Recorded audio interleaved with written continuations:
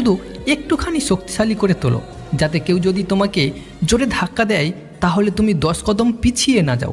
কেউ যদি তোমার গালে জোরে থাপ্পড় মারে তাহলে তোমার মাথা যেন ঘুরে না যায়, তুমি যেন শক্তভাবে দাঁড়িয়ে থেকে তাকে জবাব দিতে পারো। নিজেকে শুধু এইটুকু শক্তিশালী করে তোলো।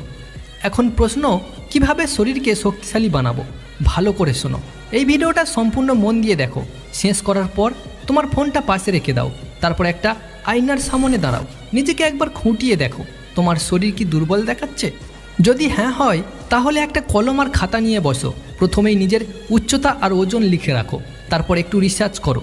তোমার জন্য পারফেক্ট ডায়েট প্ল্যান তৈরি করো, মানে প্রতিদিন কত ক্যালোরি খাবার খেতে হবে, কতটা প্রোটিন লাগবে, সব কিছু একদম নিখুঁতভাবে লিখে ফেলো।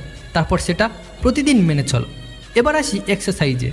প্রতিদিন কমপক্ষে 1 ঘন্টা এক্সারসাইজ করো, সপ্তাহে 1 দিন বিশ্রাম রাখো। তোমার মুখের গঠনকে শক্তিশালী করতে চুইংগাম